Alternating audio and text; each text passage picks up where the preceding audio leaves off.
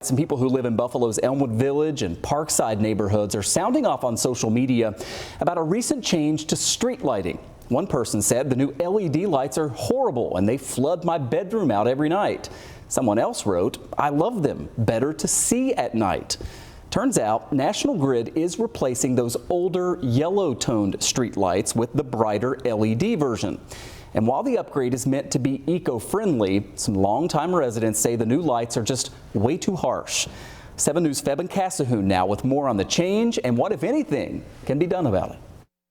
There are a lot of things to love about the Elmwood Village. First of all, it's walkable and friendly, but it's also beautiful. And the aesthetics of it are really so important to my wife and I. Longtime Elmwood Village resident Bill Altruder says that the beauty of his neighborhood clashes with the brightness that he now sees outside of his front door. It's sort of jarring to have that kind of brightness. It has almost a clinical appearance, and it's unpleasant, and it really doesn't match the overall aesthetics of the neighborhood. He's talking about this new replacement lighting popping up in streets. Here's what the longtime street lights look like, and here's how those newer, brighter lights appear. Detracts from the overall pleasant experience of walking down the street in our very walkable neighborhood. And he's not alone. An Elmwood Village Facebook group is filled with similar concerns. So why the change? I reached out to both National Grid and council member David Rivera, whose Niagara district includes the Elmwood Village. He says that the new lights are eco-friendly and cheaper for the city. But Rivera says that he understands the neighbors' concerns. Certainly I'd be amenable to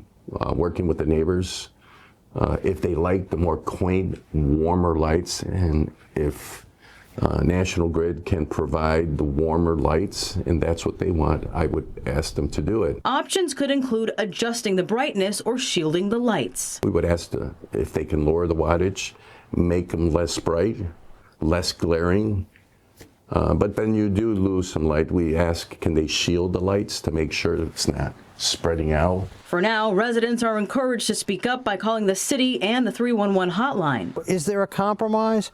Sure. Don't get it wrong in the first place, and don't do things in a way that doesn't include the people who live in this neighborhood. We'll work with Public Works and National Grid to address the concerns that people have, and hopefully we'll find a common ground. Febin Cassahoon, 7 News, Buffalo.